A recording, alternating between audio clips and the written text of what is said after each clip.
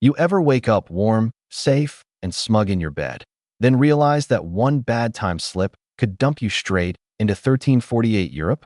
No thermostat, no antibiotics, no clean water, just a city packed shoulder to shoulder, reeking of smoke, sewage, sweat, and panic, while death starts moving through the streets like it owns the lease. Welcome to Medieval Manuscript. You open your eyes in a world where the air itself feels suspicious. The alley is slick with filth. The wells are contaminated. The rats are everywhere. But honestly, they are not even the main character yet. People are gaslighting themselves with prayers, charms, and bad theories because they do not understand what is coming for them. That is the Black Death, and it does not care if you are a peasant, a priest, or some medieval Karen yelling at the heavens for a manager. The first thing you notice is the smell. Not the cute, old-timey smell people romanticize in movies. No, this is open drains, rotting food, unwashed bodies, animal waste, and smoke from fires that never really clean the air, they just season it with misery. In a modern city, if something smells off, you call it a problem. In 1348, the smell is the problem, and the problem is winning. The Black Death was not some vague spooky rumor. It was a real pandemic, most likely caused by the bacterium Yersinia pestis, spread through fleas and rodents, with human-to-human transmission also playing a role in some forms. According to historians and medical researchers, it tore through Europe between 1347 and 1351 and killed an estimated 25 million to 50 million people across Europe, with some regions losing around a third to half their population. That is not a bad season. That is civilization getting body slammed. And here is the brutal part. Medieval people did not have germ theory. They did not know about bacteria, fleas, or how infection actually spread. So while the plague was ripping through homes like a fire in dry straw, many people blamed bad air, divine punishment, astrology, or whatever theory sounded least terrifying before breakfast. Imagine trying to fight a sniper while insisting the bullets are just cursed vibes. That was the level of medical understanding. The panic. Once the plague arrives, fear spreads faster than common sense. Families lock doors. Neighbors avoid neighbors. Priests hear confessions through windows. The rich flee to the countryside if they can, because apparently plague respects property lines. Spoiler, it does not. Symptoms could hit hard and fast. Fever, chills, vomiting, exhaustion so deep it feels like your bones are trying to quit. Then the swollen lymph nodes, the infamous buboes, often in the groin, neck, or armpit. They could become blackened, painful, and infected. Some victims developed septicemic plague or pneumonic plague, which could be even deadlier. In plain English, your body starts losing the argument, and it loses fast. Medieval medicine had a whole toolbox of useless confidence. Bloodletting, herbal mixtures, prayer, smells, amulets. If you were unlucky enough to be treated by a physician, you might get a lecture, a purge, or a treatment that made you weaker while the plague kept doing push-ups in your bloodstream. It was medical theater with a body count. The streets. Cities in 1348 were not built for hygiene. Waste disposal was primitive. Animals lived close to people. Water sources could be contaminated. Crowding made disease spread easier. According to modern public health understanding, dense urban living without sanitation is basically an open invitation for outbreaks. Medieval Europe was not just vulnerable. It was practically handing the plague a key card and a welcome basket. And once the deaths start stacking up, everything gets worse. Bodies need burial. Graves fill. Priests and gravediggers are overwhelmed. Some towns run out of people to care for the sick. Shops close. Trade slows. Food becomes harder to move. Fear turns into isolation, and isolation turns into more death. It is a vicious loop, like a reality show where every contestant is losing and the prize is a mass grave. The ignorance is almost as lethal as the disease. People did not know to isolate effectively in the modern sense, did not understand vectors, and had no antibiotics. Today, plague can be treated with antibiotics if caught early, but in 1348, there was no such rescue. Once the infection took hold, survival was often a matter of luck, strength, and whether your body decided to keep fighting after the first round. The body count. The Black Death did not just kill people. It rearranged society. Labor shortages followed because so many workers died. Farms went untended. Prices shifted. Entire communities vanished. Some historians argue that the demographic collapse helped reshape wages, land use, and social structures in the decades that followed. In other words, the plague did not merely end lives. It rewired the medieval world with a hammer. And if you think the horror stops at the grave, no. The psychological damage was its own plague. People saw neighbors die in days. They watched children, spouses, and entire households disappear. Trust collapsed. Religious fear intensified. Some blamed outsiders. Some blamed sinners. Some blamed literally anything except the microscopic killer chewing through Europe like it had a grudge. What medieval people should have done, if they had the knowledge: avoid close contact with the sick. Improve sanitation and waste removal. Reduce crowding where possible. Isolate infected households. Protect food and water sources. What they actually had: panic, superstition, bad medicine, crowded streets, and a whole lot of prayers shouted into a sky that was not answering. Important warning: the Black Death was not just old-timey sickness. It was one of the deadliest pandemics in human history, and it spread through a world with almost no effective defenses. That is why it moved so fast and hit so hard. If you were sitting there in a clean room with running water, refrigeration, and the ability to call a doctor instead of a monk, congratulations. You are already living in the kind of luxury that would have looked like witchcraft in 1348. Tam Kao Y Kin Bacsi Trua Kai Ap Dung anything you read online, because unlike medieval Europe, you do not need to learn medicine from a plague pit. The rats were only the beginning. By the 1340s, plague had moved west along trade routes into the Black Sea region. The city of Kaffa, a Genoese trading post on the Crimean coast, became one of the most infamous way stations in the story. And yes, this is where the legend of corpse bombardment enters the chat like a nightmare with a trebuchet. Kaffa and the dead catapult. In 1346, Kaffa was under siege by the forces of Yani Beg, ruler of the Golden Horde. Contemporary accounts, especially the Chronicle of Gabriel de Mussy, describe how plague ravaged the besieging army. Then came the grotesque part. The attackers allegedly hurled plague-ridden corpses over the city walls. Was it medieval biological warfare? Possibly. Was it the kind of thing that makes every modern health officer scream into a pillow? Absolutely. Now, historians debate the exact details, because medieval sources love drama almost as much as they love God. But the core fact remains solid. Plague was present at Kaffa, and the siege helped turn a regional outbreak into a wider catastrophe. The Genoese merchants inside Kaffa did what merchants always do when things get ugly. They fled. They loaded ships and sailed out of the Black Sea, carrying more than cargo. They carried infected rats, fleas, and the kind of invisible contamination that turns a commercial route into a death pipeline. If you want the shortest possible summary of the Black Death spread, it is this: commerce moved faster than caution. Messina, the first European door, slammed open. When those Genoese ships reached Messina in Sicily in 1347, the plague stepped onto European soil like it owned the place. Messina was one of the first major ports to be hit, and the reaction was pure medieval chaos. People saw sailors dying, bodies swelling, and the whole situation collapsing in real time. The city tried to expel the ships, but by then the damage was already done. You cannot uninvite a plague that has already unpacked its bags. The disease spread through Messina with terrifying speed. Crowded docks, close contact, contaminated goods, and the movement of people all helped it spread. Modern public health would call this a textbook example of how ports amplify outbreaks. Medieval people called it punishment, fate, or divine wrath, which is what you say when you do not have germ theory and your entire worldview is on fire. From Sicily, the plague moved into mainland Italy and beyond. Every ship, every cart, every market stall became a possible relay point. The Mediterranean was not a moat. It was a highway. Venice, the city that could not outrun the tide. Venice, the great maritime power, was especially vulnerable because it lived by trade. That is the cruel joke of the Black Death.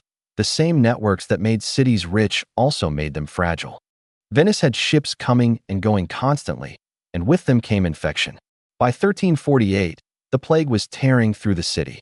Venice would later become famous for quarantine measures, including the practice of isolating ships for 40 days, but that came after the initial catastrophe. In the first wave, there was no elegant solution. There was only fear, burial shortages, and the grim arithmetic of too many dead and too few hands. According to historical estimates, plague mortality in many European cities reached staggering levels, often killing a third or more of the population. In some places, it was worse. And because Venice was built on water and commerce, the city had all the ingredients for a perfect outbreak: dense population, constant movement, and no understanding of how to stop transmission. The canals did not save anyone. They just made the city smell like wet stone, sewage, and regret. Florence, where the horror got a literary witness. If Messina was the door and Venice was the amplifier, Florence was the place where the plague became unforgettable in the written record. Giovanni Boccaccio, in the opening of the Decameron, described the plague of 1348 with brutal clarity. He wrote of swelling glands, black spots, and the collapse of ordinary life. People abandoned family members. Priests died. Doctors died. The social contract basically got thrown into a ditch and left there to rot. Florence was not some isolated village. It was a wealthy, connected, sophisticated city.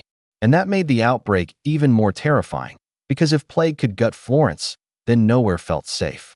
The disease did not care about art, banking, or status. It moved through households, workshops, churches, and streets like a thief with a knife. The symptoms themselves were horrifying enough without the social collapse around them. Buboes appeared in the groin, armpit, or neck. Fever hit hard. Weakness followed. In many cases, death came fast. In others, the infected lingered long enough to terrify everyone around them. The body became a battlefield, and the city became a waiting room for grief. Why it spread so fast? You do not need a medieval conspiracy to explain the speed of the Black Death. You need logistics.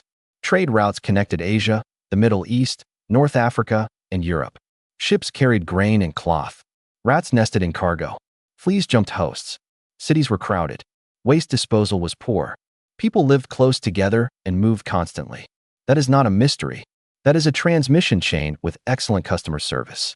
And once plague entered a city, it did not politely stop at the city gate. It spread through households, markets, monasteries, and roads. The sick were cared for by the healthy. The dead were handled by the living.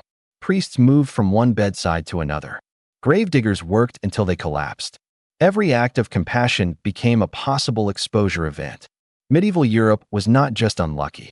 It was structurally vulnerable. Important warning: the Black Death was not just a bad flu or some vague, old-time illness. It was a true pandemic, and in the 14th century there were no antibiotics, no effective isolation systems, and no understanding of fleas as vectors. That is why it moved so fast and killed so many. What should have happened if anyone had known better? Limit contact with the sick. Isolate infected households. Control rats and fleas. Improve waste removal and sanitation. Reduce crowding in ports and markets. What actually happened? Panic, flight, rumors, prayer, and a lot of people breathing the same contaminated air, touching the same surfaces, and sharing the same bad luck. The remedies that didn't save anyone. Quarantine, for example, was a real breakthrough. The word itself comes from the Italian quaranta giorni, meaning 40 days. In places like Venice and Ragusa, authorities began isolating ships and travelers for set periods. But here's the problem. They did not know what they were actually fighting. They did not know about fleas. They did not know about rats carrying infected fleas. They did not know that close contact, crowded housing, dirty streets, and moving goods around like a medieval Amazon Prime network were feeding the fire. So even when they tried to help, they often missed the real target. The result was a lot of expensive nonsense. Physicians wore those famous beaked masks stuffed with herbs and spices, as if mint leaves could gaslight death into backing off. Some people believed the plague could be drawn out by lancing buboes. Others thought the body needed balancing through bloodletting. Important warning: medieval treatments were not just ineffective, some were actively harmful. Bloodletting, harsh purges, and contaminated remedies could weaken already sick people even more. The panic spiral. Once people realized the usual tricks were failing, panic spread faster than common sense. Families fled cities. Rich people escaped to the countryside if they could. Poor people stayed behind because they had nowhere to go. And then the social fracture started. Some communities shut their gates. Some towns turned away strangers. Some households locked sick relatives inside and hoped the problem would solve itself, which is a very medieval version of, "I'm not dealing with this right now." Priests were overwhelmed. Doctors were overwhelmed. Gravediggers were overwhelmed. The whole system was basically running on fumes and denial. Boccaccio's Florence gives you the emotional blueprint. People stopped trusting each other. Neighbors avoided neighbors. Servants abandoned masters. Parents abandoned children. The plague did not just kill bodies. It shredded the idea that society could protect you. That is the real horror. Not just fever and swelling, but the collapse of ordinary human decency under pressure. And because people did not understand transmission, their instincts often made things worse. They gathered for processions. They crowded churches. They touched the sick. They handled the dead. They shared cups, beds, rooms, and bad decisions. Every act of comfort could become an exposure event. Medieval Europe was trying to survive a biological disaster with social habits that practically invited it in for dinner. What actually helped? Now, here's the part where history gets annoyingly practical. Some medieval responses did work, at least a little. Isolation helped. Limiting contact helped. Keeping the sick apart from the healthy helped. Reducing movement helped. Cleaning streets and removing waste helped. Controlling rats and fleas would have helped even more if anyone had known to do it. In other words, the things that worked were the boring things, not the dramatic things, not the "I have a miracle potion" things. The boring things. That is still true today. What helps in outbreaks? Wash hands regularly with soap and clean water. Stay home when you are sick. Avoid close contact with people who are ill. Improve ventilation in indoor spaces. Keep living areas clean and reduce pests. Follow public health guidance during outbreaks. Seek medical care early if symptoms are severe. What does not help? Ignoring symptoms. Spreading rumors. Crowding together for courage. Self-treating with random substances. Assuming prayer, panic, or denial will stop transmission. Health tip: if a disease spreads through contact, droplets, contaminated surfaces, or vectors like fleas, the fastest way to slow it is usually not heroics. It is distance, hygiene, and early action. Not glamorous. Very effective. Extremely unsexy. Like a medieval peasant discovering that washing hands beats smelling like a goat. The warning signs people missed. Medieval communities often recognized danger too late. By the time buboes appeared, fever hit, and weakness set in, the disease could already be moving through a household. That is why early warning matters so much. Modern warning signs during a serious infectious illness can include high fever, trouble breathing, confusion, severe weakness, rapid worsening symptoms, dehydration, painful swelling, or unusual rash, depending on the illness. If symptoms are severe or getting worse quickly, do not wait around hoping it passes. That is how people end up in the historical version of a bad reality show finale. Seek urgent medical care if you have difficulty breathing, chest pain, blue lips or face, confusion or fainting, signs of severe dehydration, a high fever that will not come down, symptoms that worsen fast. And yes, that includes outbreaks that seem small at first. Medieval people learned the hard way that a disease can look local, then suddenly become everybody's problem. Tim's survival lessons. If Tim is closing this out, he is not going to sell you a fairy tale. He is going to give you the ugly truth. Survival in a plague age depended less on bravery than on behavior. Lesson 1. Distance matters. If a disease spreads person to person, staying away from the sick is not cowardice. It is strategy. Lesson 2. Cleanliness matters. Clean water, clean hands, clean spaces. Medieval people often lacked all three, and the bill came due in blood. Lesson 3. Speed matters. The earlier you isolate, seek care, and follow guidance, the better your odds. Lesson 4. Rumors are poison. Panic makes people do stupid things. Stupid things spread disease. Lesson 5. Public health is not optional. Quarantine, sanitation, waste removal, and pest control are not bureaucratic hobbies. They are civilization's immune system. And if you want the bluntest takeaway of all, medieval people were not doomed because they were stupid. They were doomed because they were trapped inside a world that did not yet understand how disease moved. That is the difference between ignorance and malice. One is tragic. The other is just history being rude. So yes, the plague exposed every weakness in medieval life. Crowded cities, filthy streets, weak medical theory, and a population forced to improvise with half-truths and holy water. Some people survive by luck, some by distance, some by timing.